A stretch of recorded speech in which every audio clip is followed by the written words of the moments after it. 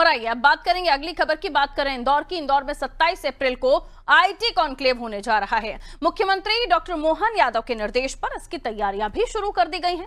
भोपाल में आयोजित एक कार्यक्रम में मुख्यमंत्री डॉक्टर मोहन यादव ने आईटी कॉन्क्लेव को लेकर बयान दिया था। सीएम के मुताबिक हर महीने में इस तरह का इन्वेस्टर समिट सरकार कर रही है। युवाओं को रोजगार देने के लिए, गरीबों की जिंदगी बेहतर करने के लिए सरकार लगातार काम कर रही है। आईटी कॉन्क्लेव के लिए देश की बड़ी आईटी कंपनियों को बुलाए जाने के लिए कहा गया है। एक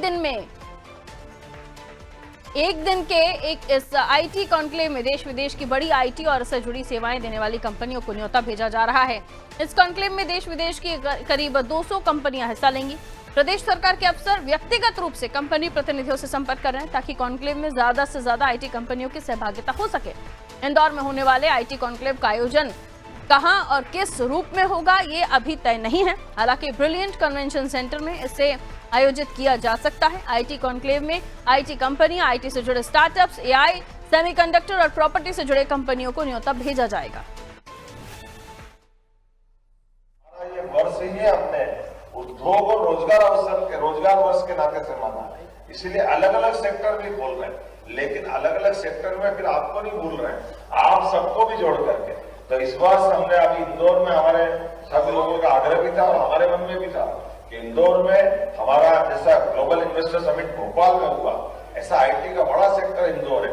तो इसी साल 27 अप्रैल को इसी महीने हम भव्य अपनी आईटी की उद्योग से जुड़ी हुई बहुत बड़ी इंडस्ट्री कॉन्क्लेव करने वाले, जिसके माध्यम मध्य प्रदेश के सभी युवा बेरोजगारों के लिए या रोजगार पाने वालों के लिए और बेहतर अवसर के लिए इंडस्ट्री कॉन्क्लेव का एक बड़ा आयोजन करने वाले हैं। और हर महीने इसी के साथ साथ एग्रोविजन और ऐसे इलाके, जैसे मैं आपको नाम बताना चाहूंगा, जैसे माइनिंग का बड़ा सेक्टर हमारा कटनी का है, सिंगरौली का है, ऐसे कई सेक्टर को लेकर हमने कहा संभाग से नीचे जिला स्थान पर भी ये हमारी इंडस्ट्रियल कॉन्क्लेव लगातार हर महीने आयोजित होगी और उसी प्रकार से वो सारी कल्पना की गई है जो हमने रीजनल इंडस्ट्री कॉन्क्लेव में की।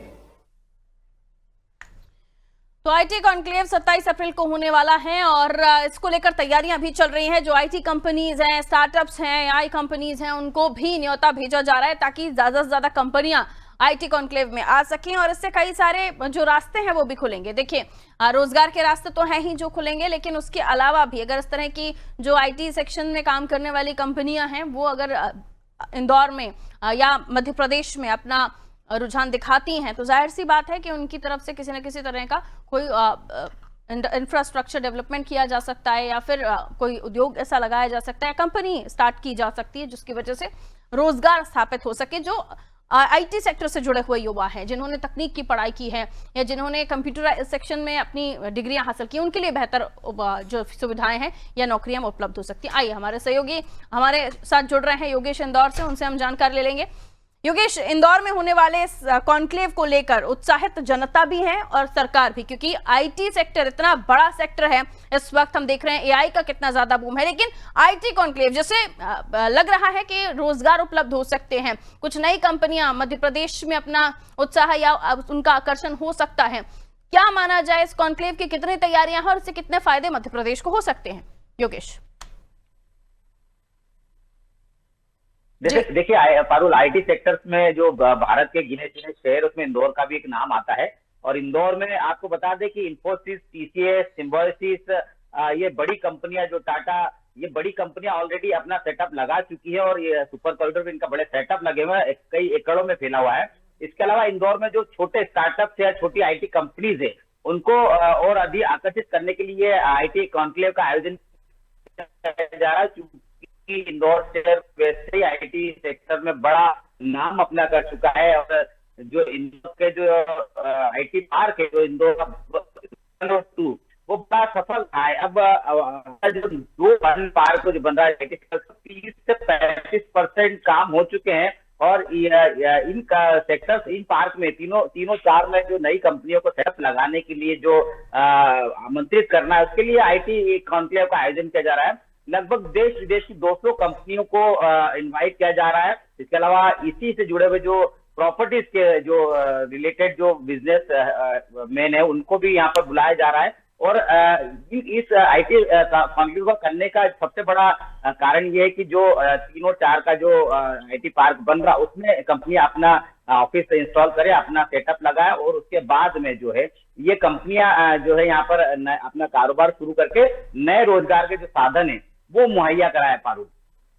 बिल्कुल जाहिर सी बात है, हम देख रहे हैं कि मध्य प्रदेश में सरकार का लगातार फोकस है कि रोजगार कैसे मुहैया कराए जा सके, क्योंकि बार बार जो रोजगार को लेकर स्थितियां होती हैं कि कई सारे युवा हैं जो पढ़ लिख रहे हैं, डिग्री हासिल कर रहे हैं, उसके बावजूद भी उन्हें एक अच्छी नौकरी हासिल नहीं हो रही। लेकिन हर एक शख्स नौकरी उसको सरकारी मिले ये जरूरी नहीं है, लेकिन उसको एक अच्छी नौकरी, उसको अच्छे स्कोप दिखाई दें मध्य प्रदेश में, तो वो जाहिर सी बात है कि मध्य प्रदेश से पलायन भी नहीं करेगा। क्योंकि कई सारे युवा हम देख रहे हैं कि बड़ी कंपनियों के लिए बड़ी जगहों पर जाना पसंद कर रहे हैं, मेट्रो सिटीज में जाना पसंद कर रहे हैं, दूर विदेशों में जाना पसंद कर रहे हैं। तो उन्हें जब यहाँ पर ये अच्छा पैकेज मिलेगा तो यहाँ का युवा पलायन नहीं करेगा। और यहीं पर देखिए, अब बाहर जाते तो कहा जाता है बाहर आप जा रहे हैं वहां से कमा के अपने देश में लाइए। तो ये भी है कि जब आप अपने देश में ही काम कर रहे होंगे, अपने देश की तरक्की के लिए काम कर रहे होंगे और आपको भी कुछ उससे हासिल हो रहा होगा, तो इस तरह की आईटी सेक्टर्स की जो कंपनियां हैं इनका डेवलपमेंट या उनका रुझान इस तरफ आना बहुत जरूरी हो जाता है। सरकार के प्रयास धरातल पर जब उतरेंगे तो उससे बहुत फायदा हो सकता है।